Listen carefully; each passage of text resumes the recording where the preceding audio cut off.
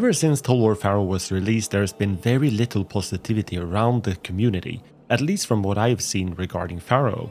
For example, Legend of Total War did a poll a while back ago, and the result pretty much speak for itself.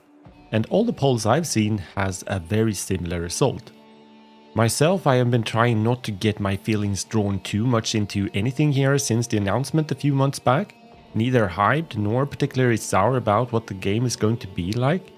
The only thing that I have expected is that it's going to be much like Troy, which isn't a surprise, but rather normal looking back honestly. The first release of Medieval was essentially a reskin of Shogun, Medieval 2 was essentially a reskin of Rome, Napoleon was essentially a reskin of Empire, Thrones of Britannia was essentially a reskin of Attila, the list goes on. They have always been making use of what they already have here. My approach has rather been like, let's wait and see in how the game holds up when I get the early access key from CA. So for about the past 2 weeks I've been putting in about 30 hours of gameplay when writing this script, and I'm pleasantly surprised, I must say. In many ways Total War Pharaoh is worth playing in my opinion, and I usually don't do reviews, but with the negativity I've been seeing while having fun with the game myself while playing it made me want to share some of my experience with the game so far. Do note that this is not a full review of everything in the game, I am yet to complete a full campaign, but more like a first impression review from what I've seen so far. Firstly, let's start with the battles, as this is the most important part of what makes a bad, good or great Total War game. One great thing here that shouldn't be overlooked is that the battles, generally speaking, actually takes a longer time now, compared to the more recent titles like Troy and Three Kingdoms. This opens up a bit more room for tactical maneuvers. The pace here feels pretty spot on, not insanely fast, nor too long. Yes, the battles actually can be too long if you have a family and gaming time is limited. And while speaking about the battles being longer, one of the questions prior to the release was about their introduction of the dynamic weather. Is it going to matter if the battles are short like in Troy? From me, you're getting a yes and no here. The change that occurs during the battle does not always happen before the battle is over. It's very dependent on how you approach the fight, the size of the armies, the tactical maneuvers and such. But if there is, let's say, a sandstorm incoming that will affect, for example, the range of missile units, and you have an army composition dependent on a lot of missile units, then you really have the incentive to get going when you press that start button. Even if not perfectly executed, this is definitely a step in the right direction in ways to develop how the battles work and function. Weather has always played a big role in battles of history as the X factor none has ever had full control of. Another thing that plays into the different pacing here in Pharaoh, I think, is that the battles are not a clickfest anymore to the same degree, and broken units doesn't come back to the same degree as the case was in Troy, which was many times super annoying. I think the collision between units looks decent, and with the comeback of matched combat where we get to see units engaging in combat animation and stuff like that when we zoom in, is very much of a relief. It was so off-putting to zoom in and have a look in both Troy and Three Kingdoms only to see units kind of pushing each other around and randomly dying while almost making a backflip. The feeling I get in Pharaoh is not as good as in Attila, but it takes me closer to that feeling at least. Overall, I think they look good.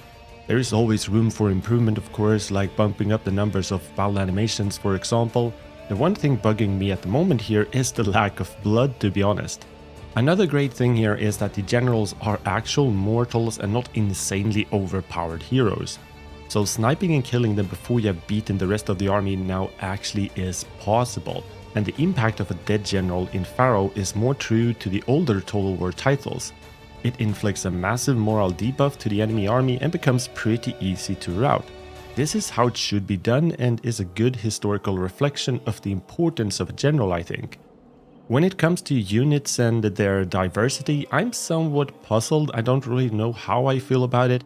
On one hand, I feel it's lacking a bit of diversity. There is a pretty clear path on how you should build your armies depending on the faction specifics, and several units is more or less the same, just with small stat differences and with a club instead of a sword.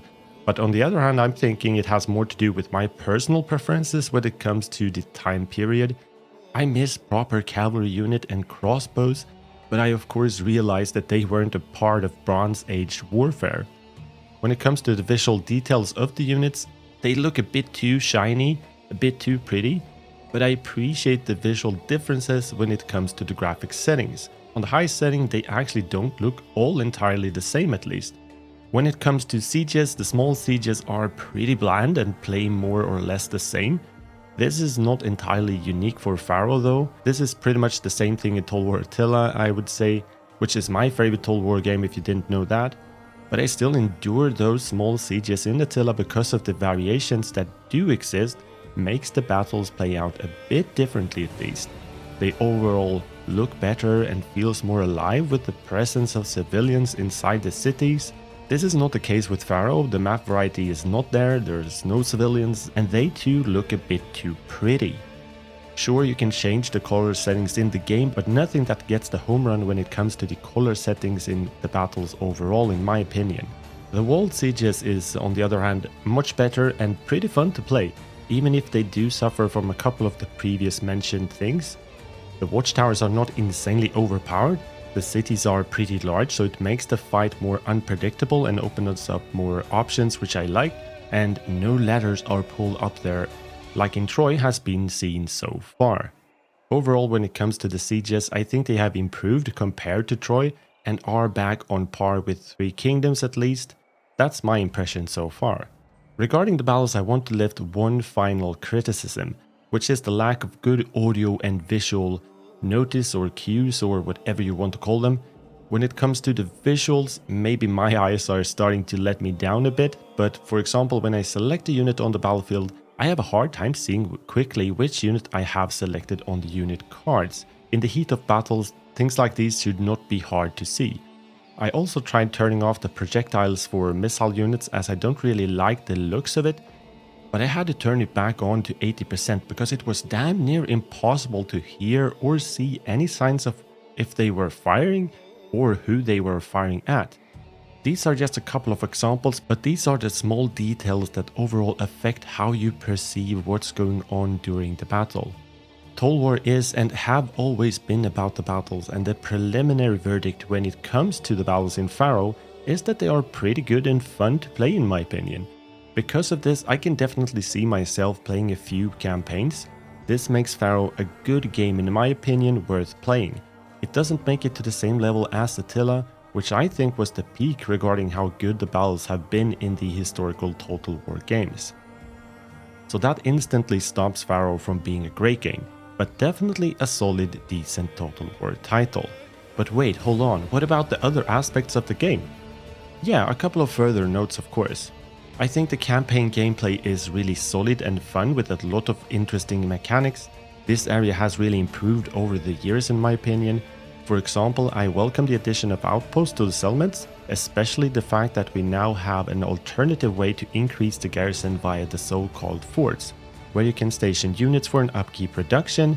This makes sense as it would be easier to supply units when stationed, I think. These units will then reinforce your settlement during a siege. The keeping of the resource economy is nice. This was already a great addition in Troy, as different regions now specialize in different resources. Certain regions have more or less strategic value depending on your current situation in this matter. I will say that I'm not a big fan of how religion is implemented though. I don't see why you would get a bonus to melee damage for all your units in an army just because you devote your general to the god Ra, for example.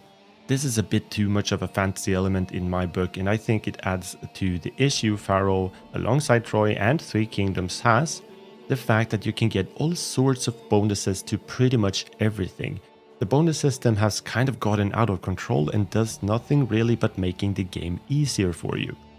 And I don't think anyone can argue about the looks, music, and the atmosphere of the campaign map is shortly stunning. The campaign map is a place where you want to spend time, which is a good starting point. Regarding the scope, it's obvious the game lacks Mesopotamia and Greece in order to give it a more of a so-called full Bronze Age experience, which is a shame of course. I do suspect that this is in the plans, or at least was. Judging from what we know so far, the game is unlikely to fulfill the expectation when it comes to the sales, which means if it was in the original plan for future DLCs, that's probably going to be canned. But who knows about this? I also miss the presence of agents, which has always filled a strategic function, like having a spy to scout ahead and stuff like that. But once again, all things considered, I think the campaign side of things is really solid here. There are probably a few stones I leave unturned here, or many, but this is the first time ever doing a review and it feels impossible to cover every single little detail, but I want to repeat my opening statement. Is Total War Pharaoh worth buying? In my opinion, yes. Even with the current price tag?